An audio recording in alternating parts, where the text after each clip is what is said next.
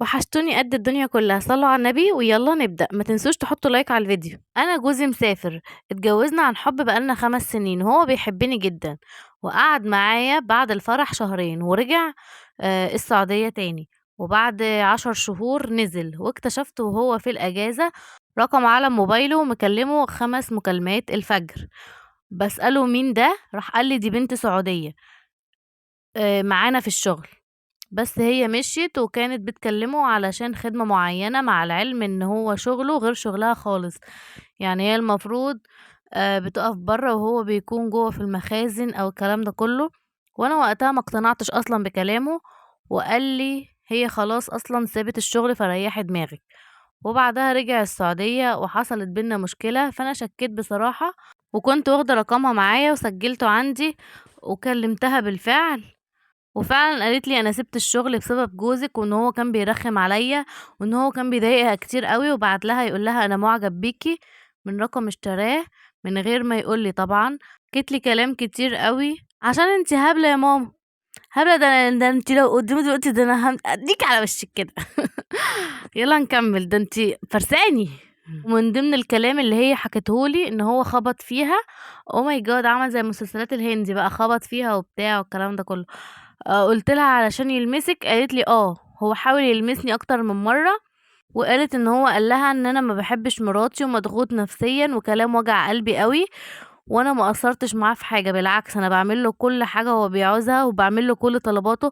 وأنا دلوقتي أعمل إيه؟ هو لسه أصلًا ما فيش أطفال بيننا. وأهلي رافضين إن أنا أنفصل عنه، وأنا ما ليش أصحاب ولا ليّا حد أحكي له واشكي له. فبعتّ لِك أنتِ الرسالة عشان تكوني تردّي عليَّ وأنا مش عارفة أعمل إيه.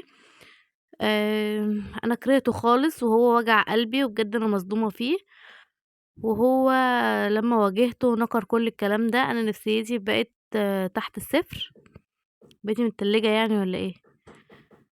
جسمي تعب.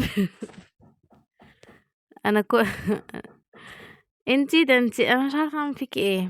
يا حبيبتي البت بتلعب بيكِ الكورة، هي ما صدّقِت أنتِ كلمتيها، فعايزة تكرّهِك في الراجل، فتقول لِك إيه، تقول لِك ده بيقول لي إن هو ما بيحبش مراته، ده بيقول لي كذا وكذا وكذا، ده حاول يخبط فيّا. Oh my God! طيب يا حبيبتي لمّا هو حاول يخبط فيكِ، بتكلميه الساعة 5:00 ليه، والّا بتكلميه 5 مكالمات الساعة 5:00 ليه؟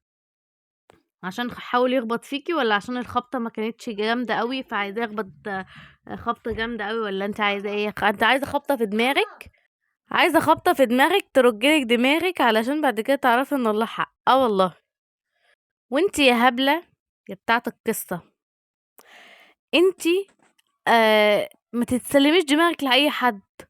ولمّا تعرفي إن جوزِك بيكلم واحدة ما تروحيش تكلميها، ما تروحيش يا أمي، ما تروحيش تكلميها وتقولي لها ده جوزي زفت وقطران لا يامّا ما تقوليلهاش كده. ولا تقولي لها برضه ده جوزي حبيبي وابعدي عنه، اوعي لأ. لأ، ده شغل الرجالة، هُم اللي بيعملوا كده على مراتاتهم أو على خطّابهم أو الكلام ده كلّه، مش إحنا اللي بنروح نعمل عليهم كده. دي حاجة. وتاني حاجة هي بتلعب بيك الكورة. أمّا صدّقتِ أنتِ كلمتيها فرُحتِ قالت لِك ده أنا ده هو اللي بيجري ورايا، ده هو ما بيحبكيش عشان إيه، عشان تفضّي مكانِك وتركب هي. إنّما أنتِ ما تدّيش فرصة للناس دي إن هي تدمّر بيتِك وتدمّر حياتِك. وبعدين أنتِ رايحة تواجهيه ليه؟ رايحة تواجهيه ليه وتقولي له هو أنت يا حبيبي كنت بتخونّي، هو أنت يا حبيبي كنت بتكلّم واحدة عليَّ، هو أنت يا حبيبي كنت بتكلّم البت السعودية دي ليه؟ وهي قالت لي كذا وكذا وكذا وكذا، وأنا رُحت كلّمتها وعملت بقى شغل المخابرات بتاعي. و ليه يا حبيبتي؟ فاكرة إن هو كده مثلًا لمّا يروح مش هيكلّمها مثلًا ده لو هو عايز يكلّمها؟ لأ. خلّيه الأسبوع والّا ال10 أيام اللي بينزلهم يقعد معاكِ والّا الشهر والّا أيًا كان، ما يكونوش 10 أيام أو شهر غامقين يعني لأ. هدّي الدنيا و ما تواجهوش خالص، خالص. عايزة تتقمصي اتقمصي، عايزة تزعلي زعلي، بس ما تواجهوش بالخيانة خالص، لإن لو واجهتيه بيبجّح، يقول لِك هو ده اللي عندي وهو أنا هاعمل كده.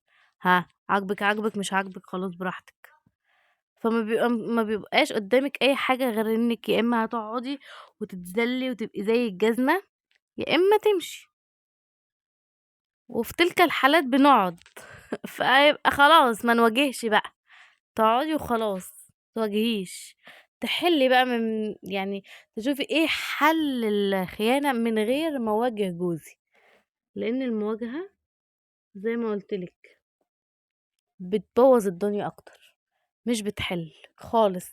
بس برضه تقدري تشوفي رأي اخواتِك في الكومنتات هيكون إيه، وهتوحشوني أوي للقصة الجاية. ما تنسوش اللايك على الفيديو. باي، باي، باي.